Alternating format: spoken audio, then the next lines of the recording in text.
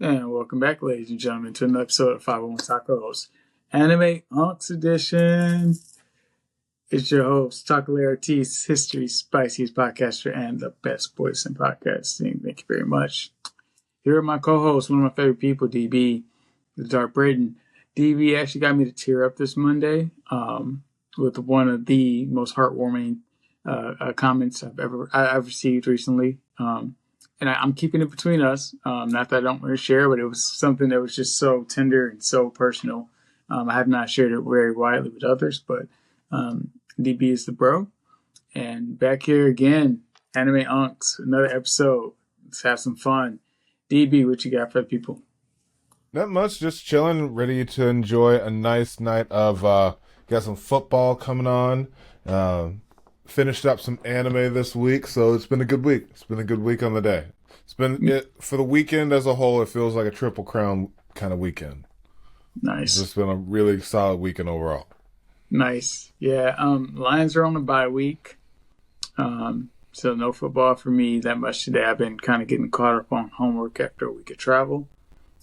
As I mentioned to DB on the side, I do have some good news. So I'm going to be announcing in the coming episodes, but keeping everything very tight-lipped, very close to the chest right now.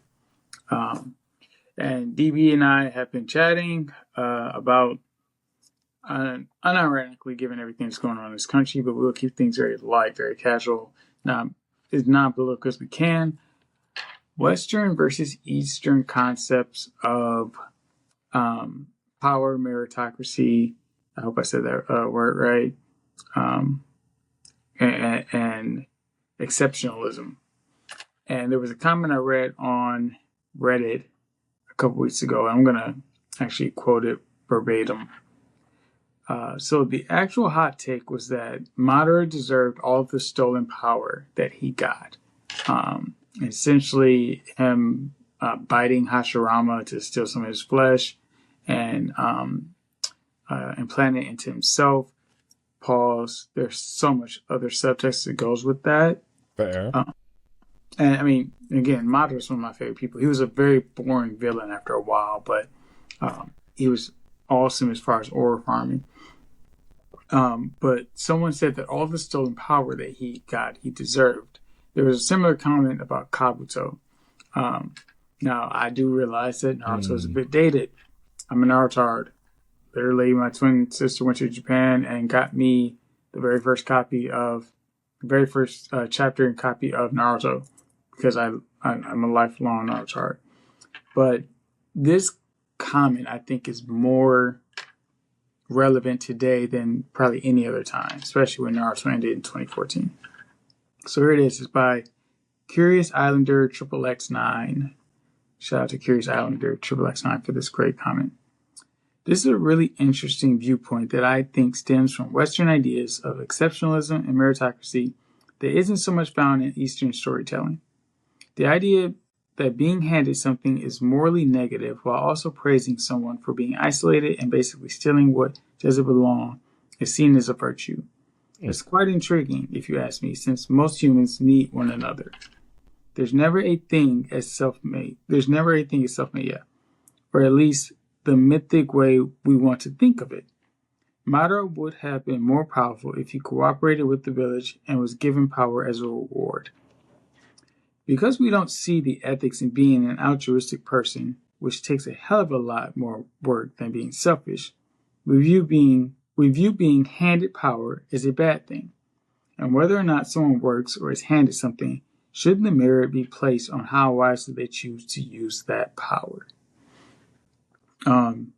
Literally, that was probably one of the most profound and well thought out, well articulated comments I've read on Reddit, especially in the Naruto power scaling community, and probably ever, honestly. I did read another good one earlier today, but you get that Itachi Solo's comment so often. It is so recycled and done to hell and back, especially in discussions he's not even a part of. But for me, that comment was very poignant. And before I kind of unpack my thoughts, DB, you were mentioning something when we were talking earlier about an example in OP, so I want to let you give you the floor first. Well, it's the whole quote unquote Western understanding of power and victory and what it means to have quote unquote a feat, if you will, how the kids say it nowadays. Yeah, With one of our main characters, we find out a lot more about his backstory, and in that, we come to understand that the reason he is on the crew is the reason that he was looked down upon within his backstory. Mm. Skip ahead a little bit, and for in many climaxes of an arc, there's a big bombastic fight, and even like Luffy will fight, and then all the other main characters will have some type of feat or fight, if you will. And this character didn't have a fight; he baked a cake, and this cake quelled the um the big nuclear weapon that would take out everything if the button got pushed kind of character.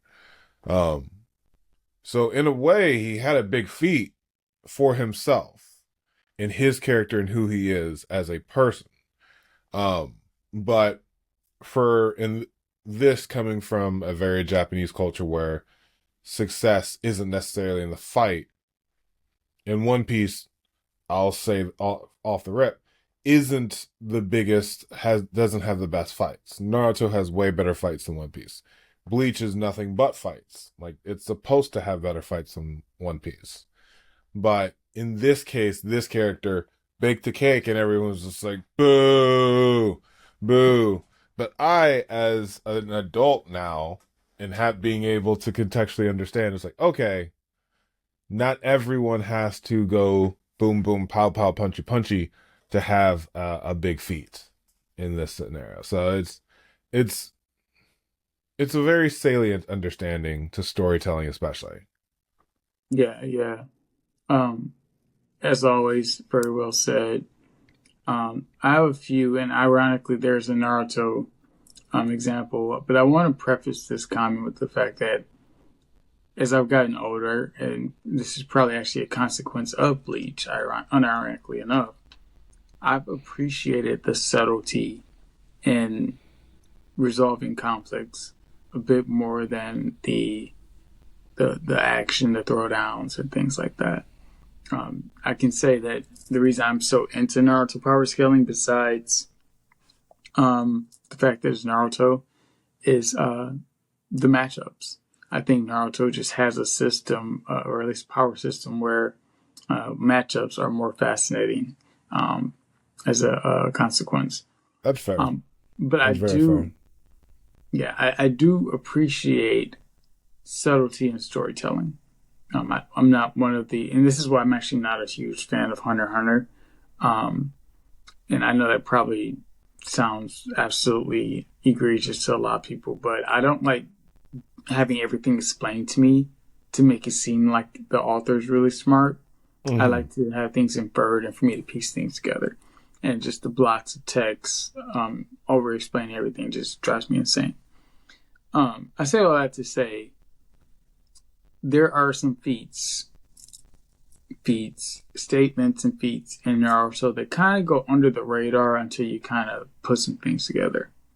So I'll use Hiruzen as an example. Hiruzen, the character of Prime Hiruzen doesn't really exist in Naruto. We're told that he was at one point supposed to be the strongest Hokage of all time, another god of shinobi. When Hashirama, the lumberjack Hokage, gets introduced, that just blows everything out the window.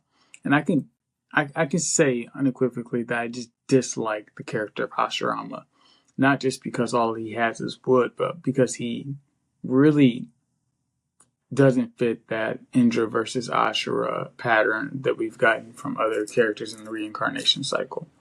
Hmm. But as far as Hiruzen, I was really kind of like skeptical on what feats he actually had that like justifies his status as, among the other Hokage and the Naruto lore. And my buddy Samson pointed out one because there were a few. Like he damaged the world tree with the adamantine staff. I knew that he was able to push back Guru and the thousand armed Buddha technique that it was using. This one Hashirama's other techniques with all five elements at that. There was he regenerated. Excuse me. He regenerated from being blown away by a truth-seeking orb. And that could be because Obito hadn't stabilized yet or whatever the case might be. But that was something that was supposed to not happen because Minato didn't get his arms back towards the end of the war arc. So he had a few things, but my buddy also pointed out that despite the Hokage being nerfed when Orochimaru revived them, Orochimaru was ready. He was not going to run the ones with Hiruzen without the other two Hokage's backup, even though Hiruzen was way outside of his prime, so to speak, at that point. But he was able to, he was ready to duke it out with Tsunade and Jiraiya with no arms. So like little things like that, you don't really always pay attention to it. That actually counts as like something to give you some type of inference to a character's meritocracy, strength, power, whatever. But a lot of characters wouldn't think that. They make jokes or about Hiruzen and XYZ. Another one is Shisui. We never actually see Shisui in the current timeline, but between continuities, he looks like he's either the biggest chump with the Mangekyo Sharingan, or if you put the context between three different mediums together, the anime, the light novel, the anime, the light novel, the manga, and the video game. Okay. He looks like he gets just absolutely stomped out by Danzo when his eye gets stolen. But between those four medium, Danzo poisoned him. He had 50 root ninja jump him, basically, including himself. He had to use Izanagi to respawn and basically catch Shisui off guard to do the aforementioned trounce. Okay. And what was the other thing that there was another one, but when you think about 50 root ninja, none of the root ninja that we've seen from the Anbu, the root division of Anbu, have ever actually been scrubs. We mentioned Orochimaru. He was in root. Kabuto was in root. Tarun and Fu, the two backup that Danzo brought to the Five Kage Summit, both in root. Those two were handpicked specifically, and one of them actually injured Toby. And then Sai and Sai's brother, who I can't remember his name. There's never been any actual scrubs in root. Okay. And when you think about the fact that Tobirama basically died to 20 very highly skilled ninja from the Cloud Village and the Kingen Bros, Shisui actually looked like he scales around high to mid-tier Hokage level. But if you see the scene where Danzo bullies him and basically ragdolls him like a small child, you wouldn't think that. But I mean, I can't remember Shisui's actual age. But I mean, you also had, and then he added his father, Kagami, and the fact that he and Itachi basically had like a rivalry like Kakashi and Guy, where their records are pretty even against one another in a 1v1. So like you don't really when you don't take a full picture into account, it's easy to kind of write things off. To get into a little bit more into the meat of the comment, a lot of people in the West, and I'm speaking specifically to the West because I live in America. I'm assuming since most of the comments are written in English, and I don't believe they're translated, even though some of them are rough, very rough English. I'm assuming that most of the comments are coming from English-speaking Americans. But the idea that Naruto and Sasuke, after fighting in a war and being the MVPs of the war, get handed power from basically Ninja Jesus, that's more, I'm trying to think of a word. It's like weak for them to actually just be gifted power versus Well, Madara had to fight Hashirama and stole this power, so it belongs to him. Hmm. All the power that Kabuto had, which was from grave robbing and experimentation of implanting other people's strength in him, is fair game for him. But you write off Naruto and Sasuke for Ninja Jesus basically rewarding them to stop, the big bad at the time, whether it was Madara or Kaguya. So I just think, when we look at it and that with that comment's actually sat with me for like 2 weeks. But when we look at it, through that lens, I do think that, and again, speaking from my experience as an American, Yeah. I think that Americans tend to believe that might makes right, and what you can take is rightfully yours at that point.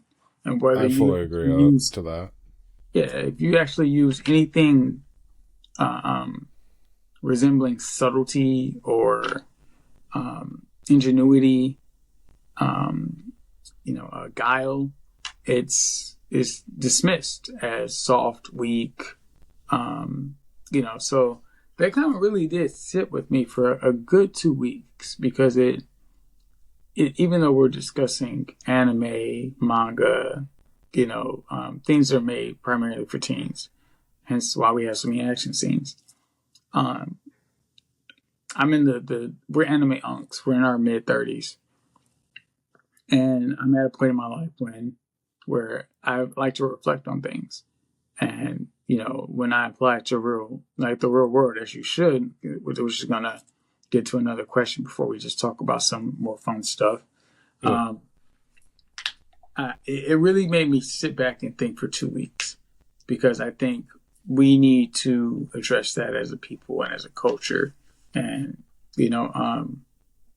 people need character development. I mean, you can't fight your way and take everything in life, and I think I don't really know a really succinct way to end that, except we have to reflect as people on what we deem as strong or what meritocracy is, valid in our society. That makes sense. Heard. Definitely heard on that one. Yeah, but crap, I'm almost forgetting. Darn my ADHD. I'm almost forgetting the character development and reflecting. I might have mentioned this in a previous episode, but I call it the bell test. And again, it comes from Naruto, and I'll give you a little context on how I got to this philosophy in life. At a point in my life, I was under a mountain of stress, trauma, debt, XYZ. My life was a shitstorm, sorry, Khaleesi. It was just like never ending. And I ended up coming across this YouTuber who had a similar background, but he ended up working his way to a 7-figure net worth.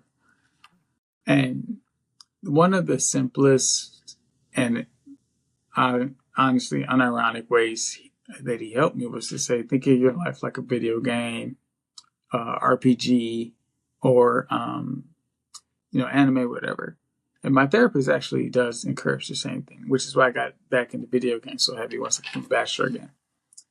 So for me, when I thought of my life as an RPG, whatever, when I got to the same mistakes that I kept encountering, I said, all right, how am I going to avoid the same pitfall? I have a weakness for women. It's probably no surprise to people. I relate to Denji and Okarun in equal measure. I love me some boobs. But I think of Naruto and the bell test between part 1 and part 2. So part 1, Naruto fails that bell test miserably. Absolutely miserably. Part 2, he sends his clones in because people say, again, here's another one. People say Jiraiya taught Naruto nothing except a bigger Rasengan, not realizing that Naruto actually got more experience, more tactical smarts, and just learned his own kit better. He became more efficient. as a ninja versus just learning more power ups and forms. Hmm. So again, more so that he's lost some people. But he sends his clones in to figure out where the traps are. They can trigger the traps, and he incurs no punishment or literally no consequence for it. He gets rid of it, and he gets to go forward. So again, while people, sneeze at the fact that, oh, he just learned a bigger Rasengan. He learned nothing over 3 years. You're missing the point. Naruto actually passed the test that he failed miserably the first time. So for me, I call it the bell test. When I incur basically, or I'm up against the same problem I deal with all the time, or I've dealt with all the time until I learned this lesson, I call it passing the bell test. I'm like, yeah, I'm not going to do it this way now. I'm going to do it a different way. Things worked out. So I want to ask DB, what is your bell test, or how have you learned to kind of adapt in your anime unk age? It's more giving myself time to not necessarily make decisions, but be comfortable with the choices I make. Yeah. So, thinking about issues early, giving myself some time, thinking about other situations where information could be useful. So, it's really just space, environment, time, thinking about things outside the box and trying to be the most fair if it's a decision that affects, things outside of me. Personal decision, it's kind of like whatever I want and what's the best decision for me and my own, as opposed to, oh, this is the decision for the next 5 to 10 years for this group of people kind of thing. So really just give myself time. So basically, you decided you need more prep time before you go into battle. Oh yeah. Oh yeah. I rock with that, man. I absolutely love Batman, whether he has prep time or not. He's an absolute menace with prep time, but I rock with it, man. Because for me, I had to let people know I'm not always impulsive. I do actually sit and think about some things. Not all my characters end up working out, but being patient has helped me a lot too. So yeah, I rock with it, man. Good. Yeah. That follows. And it makes sense whenever you give yourself time to think about it. So that's why I'm like, just give myself some time. Yeah. Yeah. How are you looking with are your Packers playing right now? We are the 8:20 game, so we won't be starting for a while. I feel bad about it because I was on the road, but I've not paid that much attention to football in like a couple weeks. I've just been swamped. Well, But it's nice. Everyone has some issues. There's not like a super team this year. So yeah, parity, I think, is the name of the game this year, right now in the league. yeah. Luckily, I would say like my next weekend or two should be a little less chaotic. So throughout this week, I'm gonna definitely check out some more games. But it's now I want to turn it over to you a little bit more. Give us an update on OP, man. Like, what's going on? You gave us a really great story earlier about baking a cake. What's going on in OP land? Um. So today, because we just got a chapter because we were off last week. So today's chapter was really, we got some type of promise that was long given in a past era. And Is it's this one the of one those. v five or 3v3? This is it. Well, it was a 1v5. Turns out it Okay, wasn't a 3v3. Um, so we got to answer that. yeah. So that was its own craziness. And then in that um shenaniganry, I guess is the best way of putting it, there was a discussion. And in that discussion, it was, so you know who blah blank is? No, but their promise must be fulfilled. And I'm like, what promise? Because any One Piece fan will tell you, when Oda closes one door, he opens like 3 more. Yeah, So we're all just like, what promise was given? And also, I think we were given the first hint at what the Will of D means, which is one of the big things in One Piece. And I'm it's actually like, slightly aware of that one. Like I've heard of it, I yeah, don't know it in depth. yeah. So it's this is one of those. This is a revelation that's like, it did he mean it that way? Or are we supposed to? And with it being um Oc- uh, October 26th, we're probably gonna have two more chapters.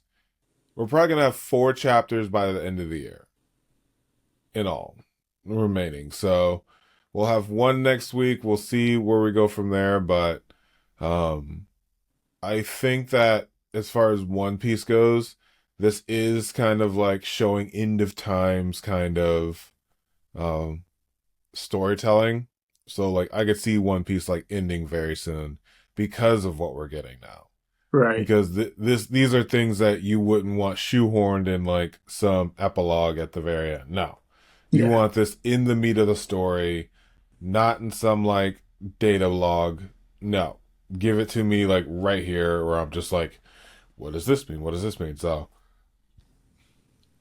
it's one where I'm very, it's it's good times to be a One Piece fan. We're ending 2025.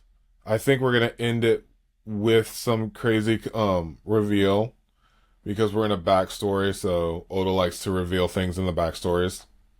So I'm interested in what these next, again, 4 to 5 chapters to end the year are going to be before we go into 2026. Because it's Gotcha. crazy to think that we're already like it's it's October of 2025. Like Yeah. It's definitely been a year. Um it has definitely been a year. yeah, I mean January of 2025 was the longest year of my life. But here we are.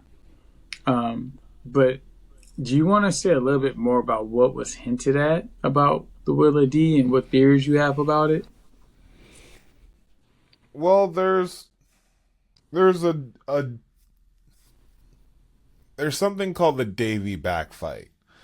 And in One Piece, it basically is like some kind of like Red Rover game to where you go against each other, and if you win, you take a member of the other's crew. It's been a joke for years. It In this flashback, we were understanding how pivotal it was for the individual to take over and acquiesce his giant, amazing crew. Um, and now we are finding out about a people who are named after this, who are apparently are named after this, and in that could coalesce to what the Will of D, Monkey D. Luffy, and all that means.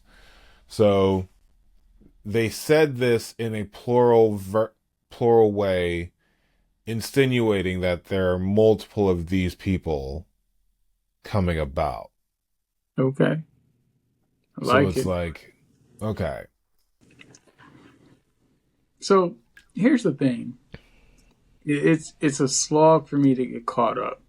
Can I probably do it? Yeah. Grad school, work, travel, personal life. If I can read maybe 5 chapters a day, which I probably can if I really dedicate myself, probably get caught up to One Piece before it ends. I tend to actually just burn once I get to like the closing, like climax of a story and just burn through the end. Um, that's why I end up. That's how I did Tokyo Ghoul, and then when I got caught up in Dada, which actually has been both bittersweet, but just it's the best thing right now. hmm. But I say all that to say, Oda gets so much praise for his writing style and just being a great storyteller. You either absolutely love his writing or it's just beyond you. It's not. It's like again subtlety in art, but I very rarely see anyone that actually bashes Oda's writing style.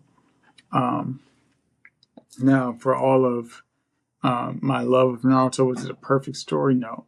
Was it pretty good writing? I say it was damn good, but not perfect. There were parts I would definitely rewrite. parts I would trim and everything. Mm-hmm. Um, I actually got involved a bit in a debate about Boruto, and I'm honestly thinking about rereading the first part of Boruto because I believe that Kodachi was forced out, either fired or just phased out. But I do feel that the story has lost a lot of direction, and now I'm pretty damn certain Kishimoto really doesn't write any of Boruto. It's all Ikemoto. And from what I've done some background digging because Boruto just irks my soul. I want to like it more than I do, but it gives me Bleach vibes. But I'm pretty sure that Ikemoto, who really is the person that wanted Boruto to be a thing, is doing everything. And he can neither write nor fucking draw. Sorry, Khaleesi. Which is why Boruto tends to just irk me more than it should.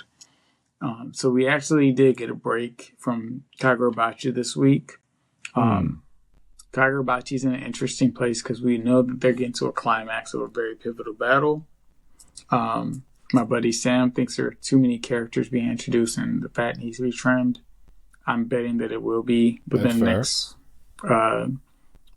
2 to 10 chapters. I'm betting we're going to see some pivotal deaths.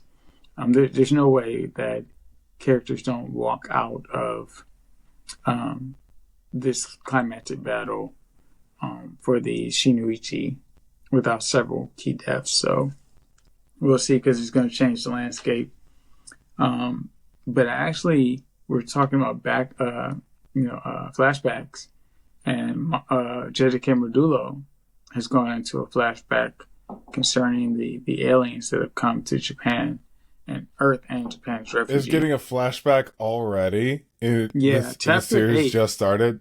Chapter 8. So, I love Gege's writing style, and I'm pretty sure I have to look up I'm pretty sure Gege is actually doing the story, like writing the story, and his assistant, is the one doing the illustrations. So I thought it was interesting that they went into a flashback this early, especially with last chapter. Chapter 8.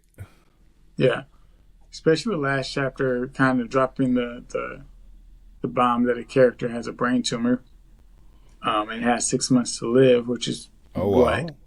Yeah, 17 or 18 with a brain tumor, and they're basically given the in real life anticipated end of the series, which is 6 months. That's what Gege anticipated it'll be. I don't know if they'll be specifically 6 months, but that's the character's remaining lifespan, estimated at least. So they took it on the chin pretty well, but it's interesting that we got a flashback so early in the story, because I feel like there's still like some fleshing out of the new world. It is 70 years after JJK, the actual series, ended. But I think it is working. I like Gege's writing style. It's very tight, concise, well paced. I think that's something that I'm learning to appreciate more as a 30-year-old man, or man in his 30s. It's just well paced storytelling and keeping things to the point. So I'm interested why we went into a flashback this early, because I want to see what's going to come out of the other side of that. No, that all makes sense. Again, I'm just like chapter 8, so that's just way too early for any type of flashback. But that's just me as my own person, my own interesting personage. I really thought it was. At first I was kind of mad. I'm like, we're not doing a flashback, in chapter 8. Like, you're not going to a Gojo's backstory arc or a hidden inventory arc in chapter 8. But I also was like, it's an interesting story as far as the flashback itself. Let's see what comes out of this, because they're kind of they're discussing who looks to be the next Sukuna and giving some context on him. Hmm. So I absolutely love Sukuna. I know I said he wasn't my favorite demon of all time. I don't know if we can really count him as a demon compared to Hiei, but he's definitely high up on my list. So um, that's what I got right now.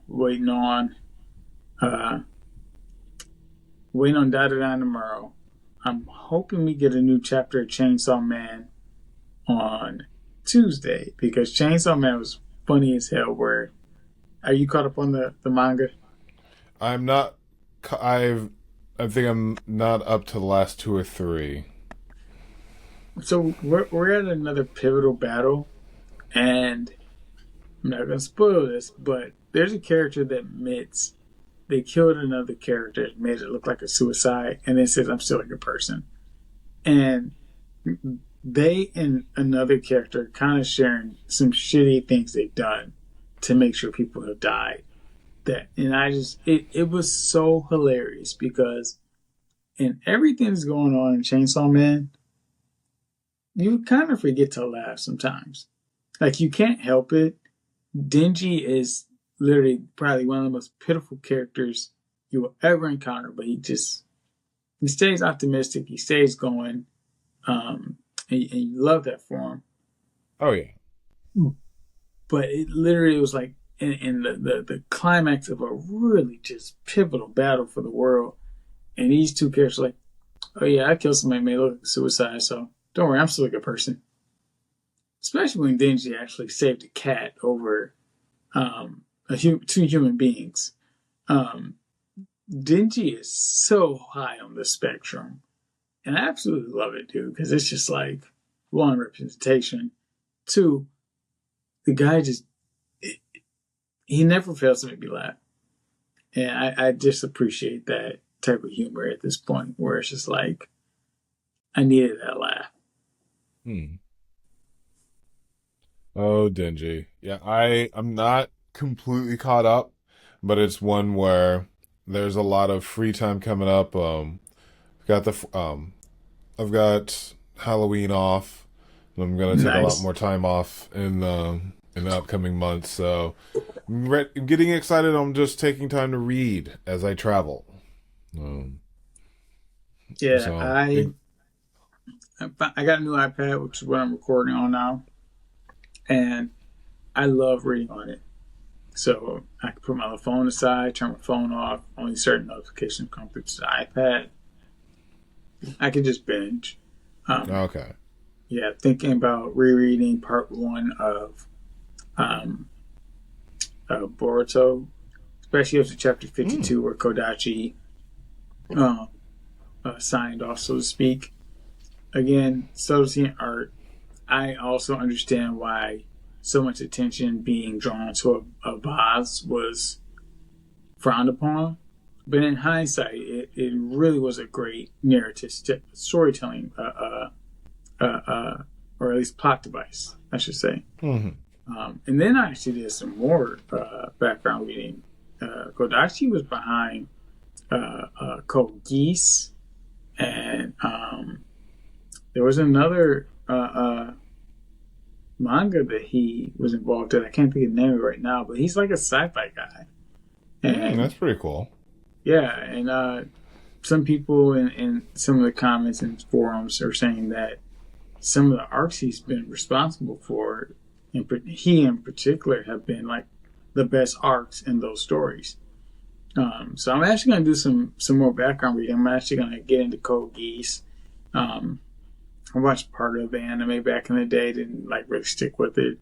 I think I was in a weird phase where I was like being shamed for watching or reading anime or whatever. So I'm gonna get back to that. I got back into watching Alice in Borderland. Um, Oh, cool. yeah, so watched that while I was traveling with my twin this past week. So I'm gonna get back to reading, watching that. Um, but yeah, I just enjoy getting back to some of my childhood, or at least adolescent um, loves, for lack of a better word. Hmm. That sounds really cool. Yeah, it's one where when you finally kind of going back to the response I was talking about earlier, have the time to invest into it and not feel like you're rushing and not being able to enjoy it. Like that's kind of like when the year starts winding down and there's not as much things to do. I kind of like being able to like, all right, let's spend a whole day just doing this, a whole day doing that. So excited for this time of year, really. Yeah. Halloween is still my favorite holiday, so trying to plan what I want to do that day. I know we have a little family event going on. I think the day before with the start of The Witcher season 4. Um, so that's gonna be hype. I have to catch up on it. I have so much to catch up on. Yeah, The Witcher season 3 was amazing. Season 4, he's gonna have Liam Hemsworth, so I'm interested in seeing what he's gonna do. It's a Geralt. Henry Cavill was perfect for that role, so I have thoughts about his departure. Thoughts and feelings, actually. But yeah, just taking the time, man. Like I mentioned, I get caught crazy for this all the time, but I do wake up at 4 a.m. just to have that quiet time to myself and Mhm. be like productive, so to speak. Um, Productive as in I'm doing things that fill my cup, um, versus that 9 to 5 grind, especially with holiday season coming up and all the stress and fun stuff that comes with that. So, uh, definitely looking forward to filling my cup a little bit more as I have more good things in the works. That's always good. And I'm always down to hear more about the adventures now that you have time for enjoying what's in the cup. Yeah, I want to say if we record again this Thursday, we're actually recording on a Sunday, because of some of the good news and the travel involved with it. But this Thursday, if we get the chance to record, oh my God, I forgot to ask. If we get a chance to record Thursday, I will hopefully be making an announcement that day. But I forgot to ask, dude, how is Pokemon Legends ZA going? It's going good. It's one to where it doesn't have the amount of adventure that would keep me coming back like habitually. I'm excited to finish it, but I can always come back to it if that makes Okay. sense. Yeah, Like yeah, it has enough. I'm going to finish it, but it's not so where I'm like I got to get my fix. Like yeah, the last Scarlet and Violet, I was ready to play daily. yeah, Whereas this, I'm like, all right, let's take care of a few things. I took care. I'm doing like a bunch of yard stuff now that the year's coming to an end. So been exhausted by that. So I yeah, haven't really played. Today was a football day, so yeah, yeah, it was. But I will be back into it. Um, the mega evolutions, while some are pretty cool. Some are just a really big eh. Vast majority are in that middle place of like, okay, I can see yeah. that one kind of works. But yeah, so I didn't pick the worst Mega Evolution, which is fine. But I didn't pick the best. So there's like a what my girlfriend's sitting next to me and she's just like, yeah, that just looks weird. I'm like, yeah, right? Like that's and then she starts looking up all the other ones and it's just like, oh, okay. And I'm like, all right, cool, yeah. Shout out to having a gamer and an anime girl, man. Where do I find mine? Right? No, but I lucked no, out. yeah, man. Well, man, for man, I'm always gonna support you. Hopefully, things But continue to yeah. go. Yeah, uh, But that's the biggest as far as ZA. But at the same time, it kind of makes me excited for next year yeah, because it kind of shows that they're like really gonna put their bag into 2026, 30 years of Pokemon and Gen 10 Japanese location. So I'm excited for all that. I'm gonna. I have to play it. Like I can't not play it, but I kind of want to get caught up on the series because I don't think I played since either Sun and Moon or Sword and Shield. I can't recall. Um, but I want to get caught up and get back I would into. definitely say play Scarlet and Violet. I would definitely Yeah, suggest that because it's one of for me it's one of the better Pokemon games in general. So yeah, yeah. Black and White is my all-time favorite. Um, so I'm interested to see what Scarlet and Violet has to offer, especially going into Gen 10 30-year anniversary. I've literally been playing Pokemon since it came out. Like I started with Ash, so when he retired, I was kind of like, oh wow, he's done it. He's a Pokemon champion. He's been on this journey 20, 25 years, whatever it was. So yeah, I literally I grew up with this, so getting back into it has been is going to be fun.